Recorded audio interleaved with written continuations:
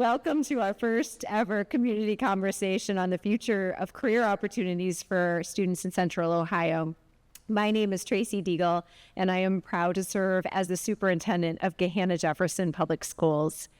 I would also like to take a moment to recognize Mayor Jadwin, who is here this evening. Mayor, would you please stand to be recognized, because you have already become quite a partner in this work with us, and we so appreciate you and Jen being here. I do encourage you to use the QR code that you find here to see this evening's presentation. Sometimes it's hard, it's difficult to see the letters on such a large screen. And when you access that presentation, feel free to share it with others and let them know what they're missing out on tonight. So Jason Bates and I are very eager to welcome you to have a conversation about connecting our businesses to our students. Connecting businesses to our district and then students to experiences to prepare them for life beyond graduation has been identified as a crucial need in our strategic planning process. And to partner with that, the Ohio Department of Education was recently restructured to be the Ohio Department of Education and Workforce to further highlight and underscore the importance of career development in K-12 education. I also want to acknowledge the support of our Board of Education. A few members are with us this evening for their vision and their support in putting workforce forward for our students and for our staff. We have been well supported by our Educational Service Center of Central Ohio, who has assisted us in charting our path.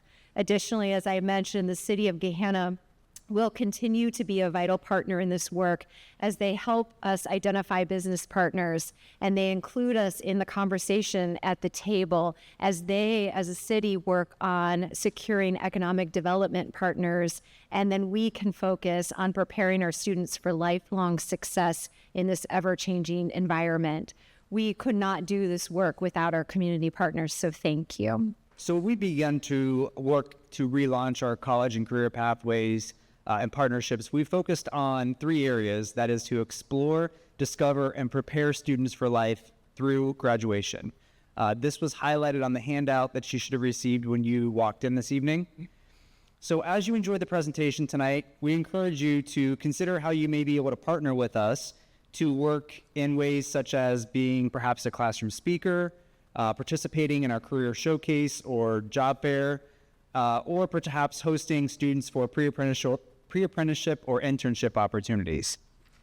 So at this time, I'd like to welcome Opal Brandt, Emerging Talent Manager with One Columbus, to the stage to share a little bit more about this with us. Thank you. Thank you for the opportunity to be here and to share a bit about what the economic forecast for our region looks like. What you'll hear from me today is I'm going to tell you about economic development. I'm going to let you underneath the hood a little bit to talk about how our companies, how our partners, my colleagues are going out and recruiting companies to come here. So you'll hear about how Intel's our fault, how our taxes are going up are our fault. But I just thank you for this opportunity. But first, I think it's important that I share a little bit about who I am. My name is Opal Brandt. I work for an organization called One Columbus. My title is Emerging Talent Manager. That role is new to the organization. Traditionally, economic development doesn't play really closely in the K-12 space. They really focus on recruiting companies to come here, then accessing short-term talent, like through staffing agencies. They might work with training providers like our 2-year, 4-year institutions. But now, because of the growth of the region, we're really looking strategically how to dig deeper into the K-12 pipeline. How are we leveraging the intel that we're having to help support our organizations, our school systems to be better prepared to give us the workforce of the future? So my role was created 2 years ago.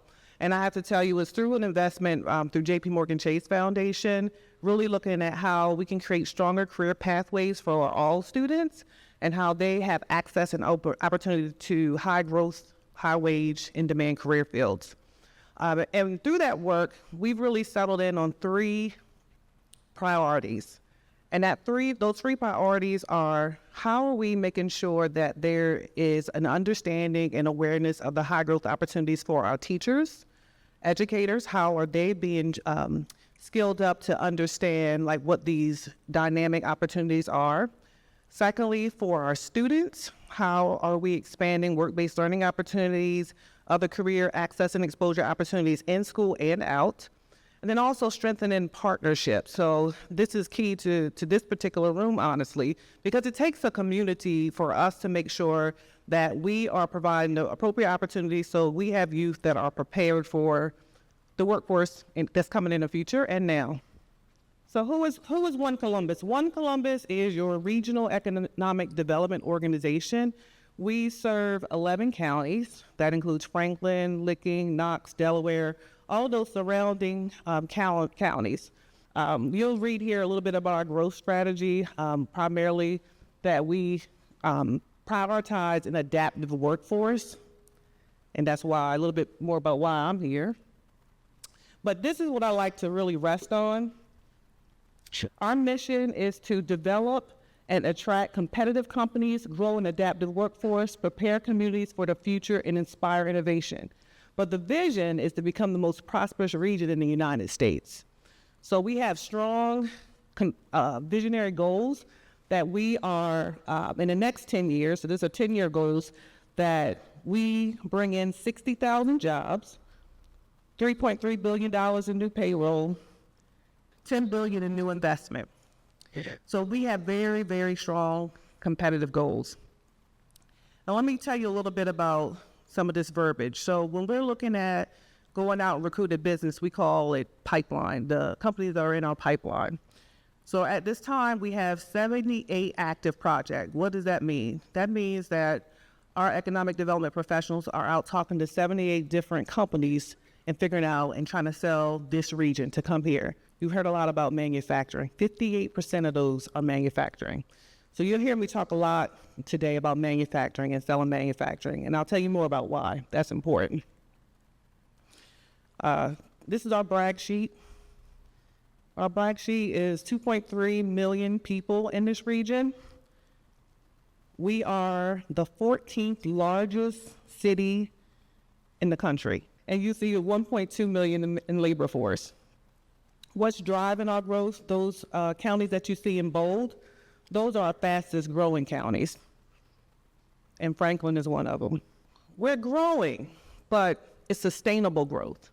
So what you see here is cities like Dallas have exponential growth, and there are challenges to that. We're somewhere in the middle, sustainable growth. So we're not growing so big and too fast where we can't sustain what's coming. We're growing, we're not falling behind like New York, so our population is increasing, but it's not to the point where we're about to bust. This is the perspective growth. So mid-range, our population, this is the forecast by 2050. This is just a slide about the labor force in Franklin County demographics. This is Gahanna. So Gahanna, I'm sure you're familiar with a lot of these major employers. And when we say major employer, we're measuring it by count. We're also looking at the economic base. And so when we say economic base, those are companies that are coming here, that are driving our population, but also they are providing opportunities for small businesses. So I call it the multiplier effect. We're looking at those companies that are going to recruit people to come here, but also recruit other businesses here who also need suppliers, thus more and more, that's the pipeline. So when you hear economic base, that's what we'll be referencing.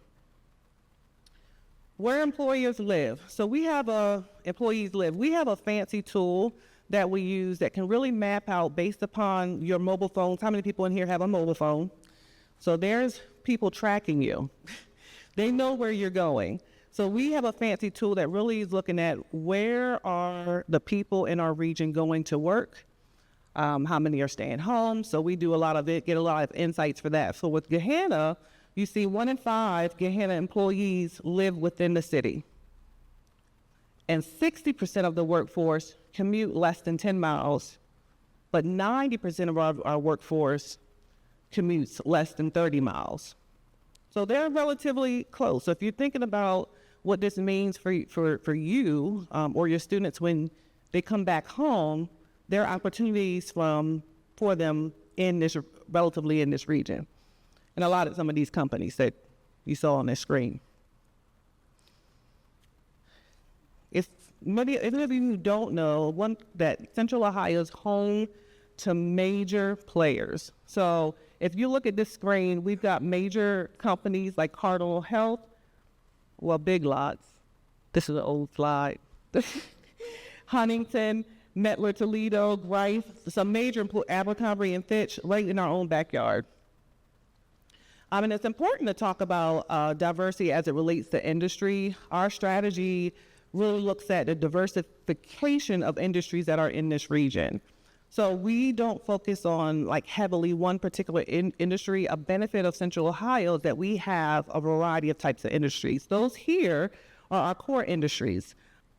There's no single industry that represents more than 17% employment. So you'll see that our legacy industries, automotive and mobility, finance, food and beverage, retail, logistics and distribution, you see that those are our core industries that are here. These are the ones that everybody is talking about, as new industries. A lot of the ones that our students may not understand what careers look like in that field. A lot of the ones our teachers don't necessarily understand what it looked like for those fields because they're new. So you see the semiconductor, EV and clean tech, life sciences, nothing new to you.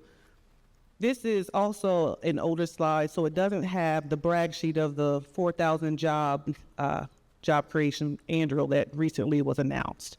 So that's another manufacturing company. So semiconductor, you consider that as a manufacturing.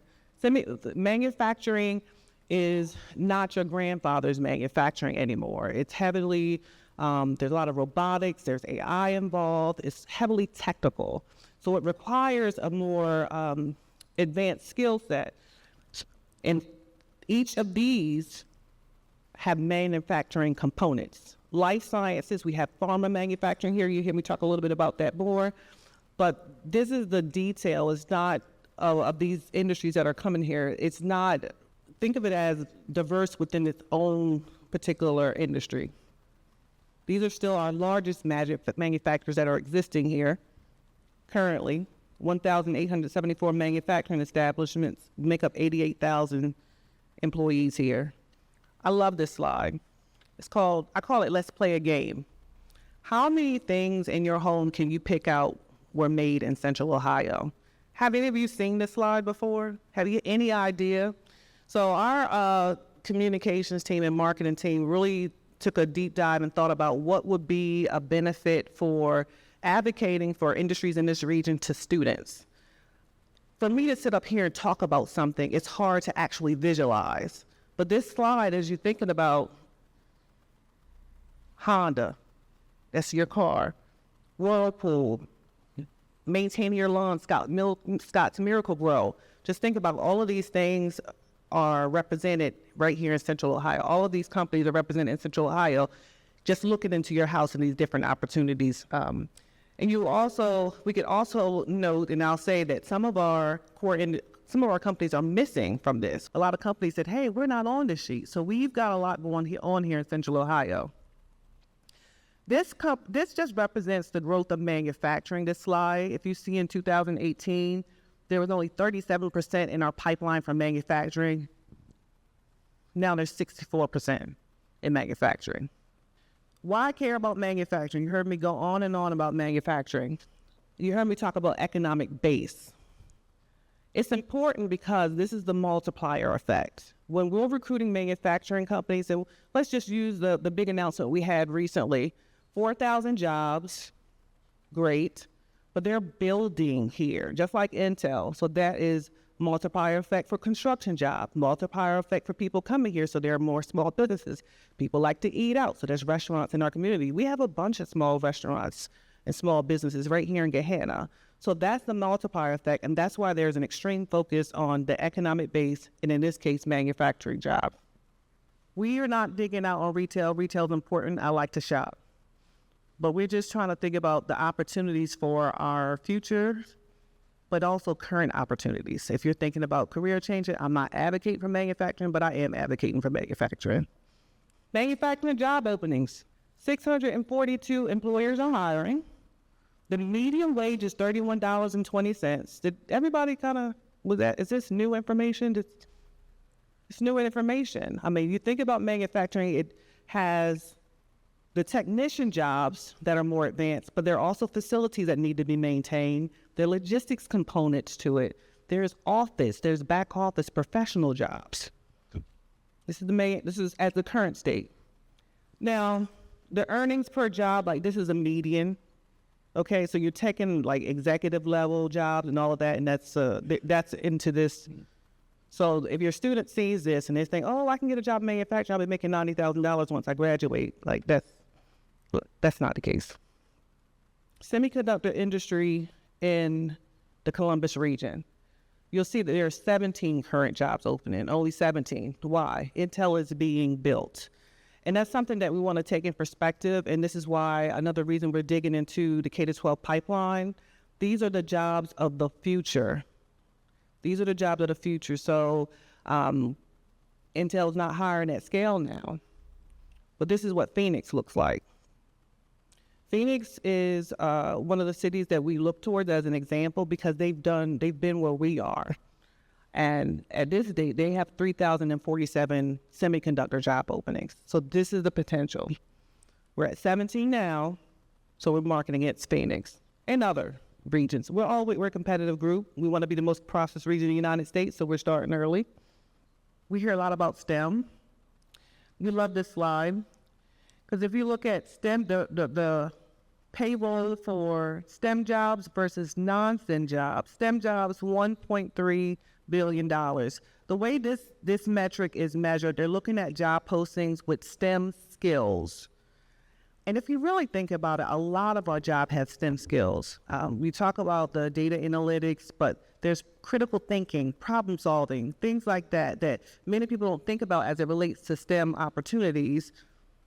That's where this is pulled from. So if our youth are really focused on gaining those skills and understanding the opportunities, multiple opportunities within STEM.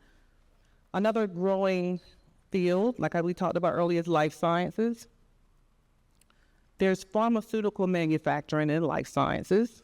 I want to call that out. We have large, great clinical research companies here. There's a logistics, distribution, and packaging component. This represents the broad and diverse opportunities within life sciences. That's why you hear us talking so much about it. When your student is thinking about opportunities.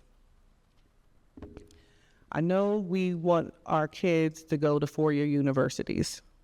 That's great, but we understand that that's not for all of our young people at this time.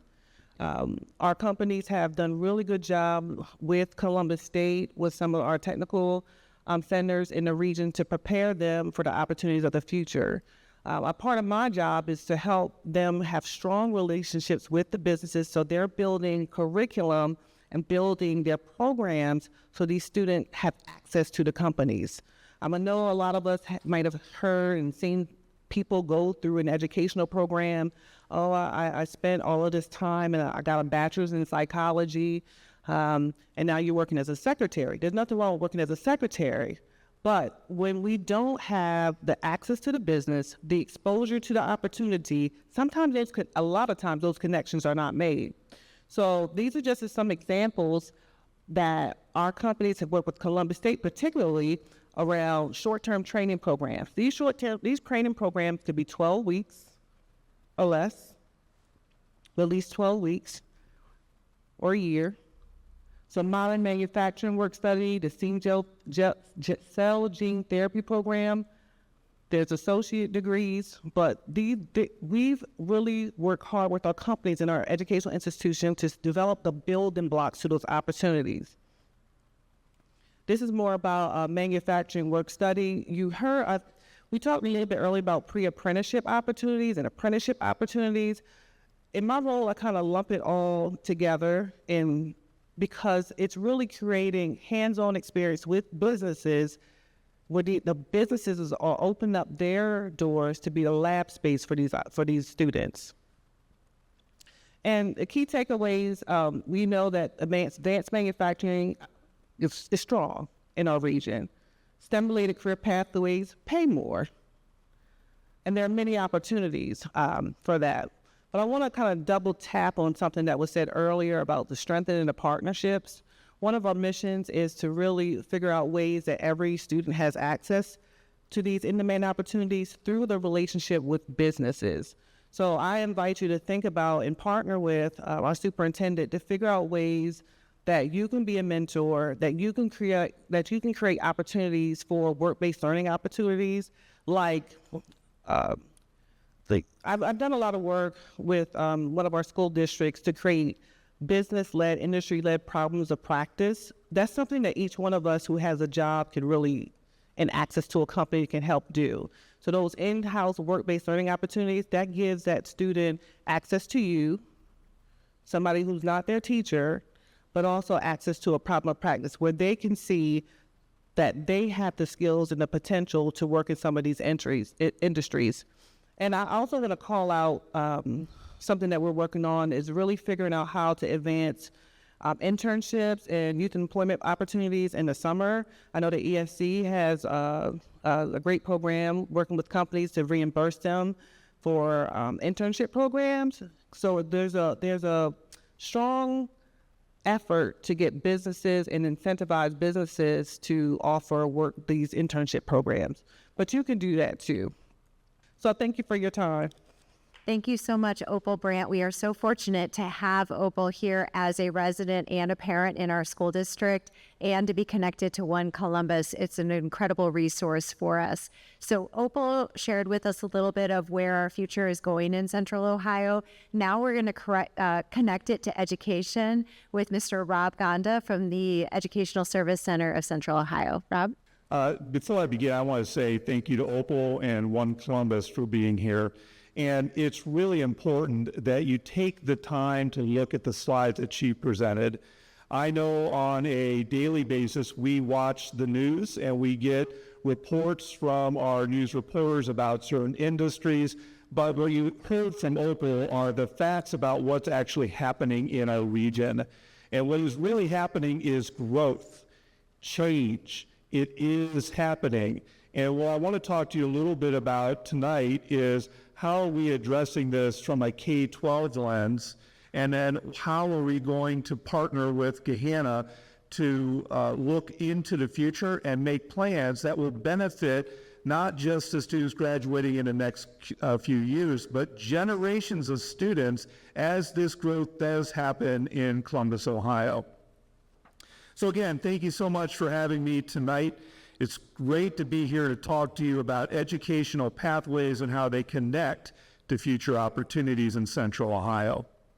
Our goal is not just to help students graduate, but also to ensure they leave high school with a clear plan and the skills needed to thrive in the workforce.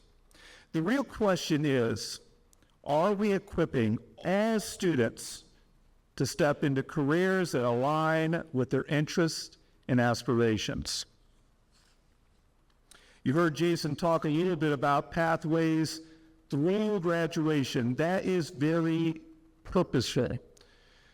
Not just looking for pathways to get a diploma, but pathways to make sure that they're successful once they've walked across that stage with their diploma in hand. What's next? Going on to college, going into employment, maybe enrolling in the military, maybe starting their own business. What does that look like for every student who graduates from Gahanna schools?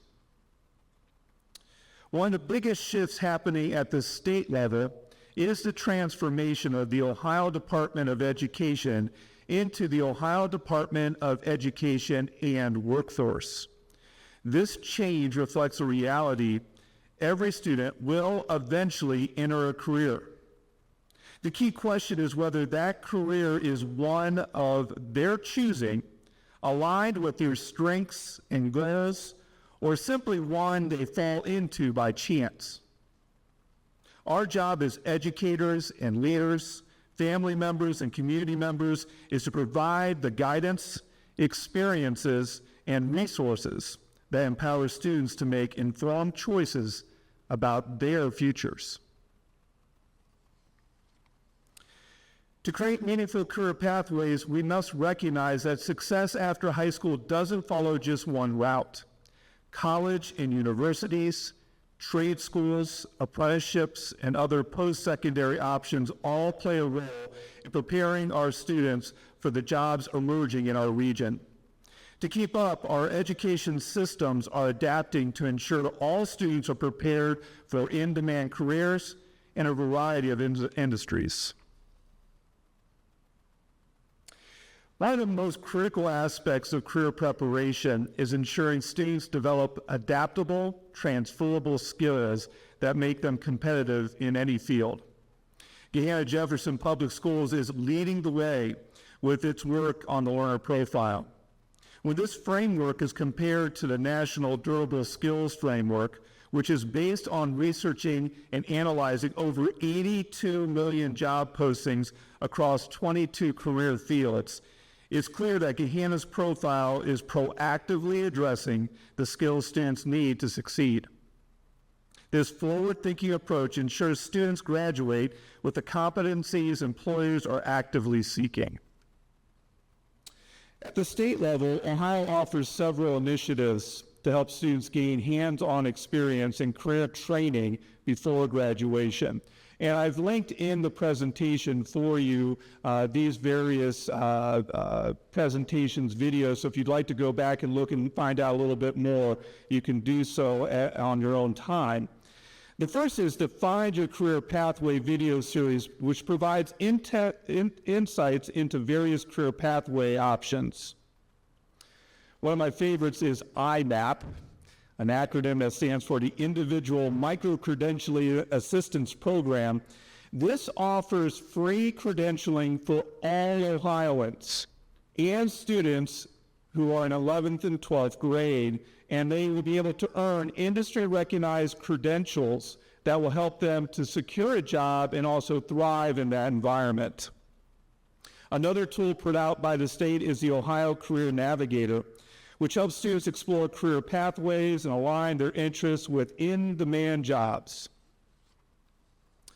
Opal mentioned this one, the High School Tech Internship. So the ESC of Central Ohio serves as the intermediary for the High School Tech Internship, which allows students to go into any kind of job environment and work in an IT field and be paid for that experience and earn work-based learning hours, which could help with graduation requirements, but more importantly, about the skills and experiences that they're having during that time.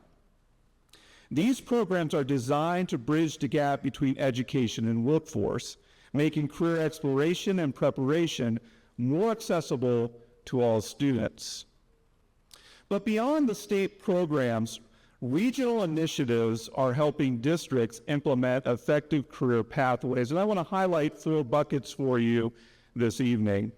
The first one you heard me already talk a little bit about, and that's the 4 E's: enrollment, employment, enlistment, or entrepreneurship. This framework is put in purposefully to have a career-connected learning experience for all students, grades K through 12. It should be a progression that starts with awareness at the elementary level, going into exploration at the middle school level, and then having informed choices as a student goes into high school and thinking about what happens after I have my diploma in hand. The second bucket is College Credit Plus, wonderful opportunities for students to start their college exploration at the high school level. This program allows them to earn college credits during their high school time and reducing the cost of a degree and the time to obtain it. I would be remiss if I didn't mention one of the wonderful partners with Gahanna Schools, which is Eastland Fairfield Career Center. Our career centers are not maybe I knew when I was going to school. These are opportunities in demand, high demand fields that specialize in training students that are aligned to what Open was talking about a little bit earlier, and equips students with industry-specific skills. And those things happen both here in Gahanna schools and at the Eastland Fairfield campus. And the final one that I wanted to highlight is work-based learning. You've heard that said a few times tonight. These are those opportunities to have an internship or a pre-apprenticeship that gives students hands-on experience connecting classroom learning to real-world application. Now, there's so many programs available. The question for the districts, just like Gahanna, is how do you determine which initiative best serves all students in the community? And more importantly, how do we ensure these programs lead to meaningful career outcomes? This is where the ESC's Career Pathway Audit comes in. So during the next school year, the ESC will be partnering with the Gahanna-Jefferson Public Schools to conduct a career pathway audit. And I know some people think audit, and that's bad. That's not what we mean here. An audit really is to take a look at what is really going well. What are those structures that are in place that are helping students succeed now? And then looking at what are other ways that we could put in place systematically, K through 12, that will really help students access the opportunities that are being produced here in our region. And I should emphasize that our region is a little bit different than the rest of the state. We are growing. So you might see on the news that we're losing population, that is not the case here. I know, Opal, you mentioned by 2050, conservatively, we're going to have 3 million people here in the region. That's 1 million more people, and that's conservative estimates. So we really need to be able to understand what are those new opportunities in all the career fields look like. And the career pathway audit would be how the ESC will be serving and helping the district determine what some of those things are. So the audit, just to highlight really quickly for you, is 3 phases. One is the understanding phase, where we will look at all the websites, materials that are produced, programs like this, your course of study, and really look for those 4 E's and look for areas that we make sure that students and families know exactly what's happening in the district, and it's very clear about how you could access those opportunities as we move forward. The exploration phase, this is my favorite, we do focus groups, so you will have an opportunity to weigh in on these audits. We interview the staff and get their feedback. We do student focus groups, so we will go into the high school, go into the middle school, talk to students about their experience, their expectations, what they see as opportunities. And then there'll be a community survey that we will be asking you about, what do you see in your current jobs, in your current careers? What are you seeing in the area? What suggestions do you have? And I think at the beginning we had a plug on if you wanted to partner with the district to provide something, you'll have that opportunity multiple times next year to give that feedback. We'll also talk with Eastland Fairfield about, what is going really well and what are some barriers that we might need to identify as solutions for those barriers to make sure kids are being able to access those opportunities. After all of that, the final phase of the audit is possibilities. So what are those recommendations that we will be making? And it's really important that you know that we will talk about the what and the why, but it'll be up to the district to decide the how. And the how could be something that is being done internally. It could be partnering with agencies like the ESC or the Ohio Department of Education and Workforce. It might be someone else, but it's really up to the district once we hand it over to decide the timeline and how that is going to happen. And those recommendations will be broken down into no-cost options, some cost, and full funding. and each of those have implications on what does that look like as we move forward. But as you know, we are going to see significant growth and change in our region, so we have to plan thoughtfully and make sure we're making the right moves as we move forward. By the end of the audit process, the district will have new options on how to build upon existing programs, ensuring students have access to even greater opportunities in the years ahead. You know, as we look toward the future, it's clear that preparing students for successful careers is about both the academics and creating intentional connections between education and the workforce. The work happening at the state, regional, and district level is making a real impact, and I'm excited to see how these efforts continue to grow. So I will be around at the end of the presentation to answer any questions that you might have. And I really thank you for your time, and I look forward to working together to expand opportunities for students in Gahanna and across Central Ohio.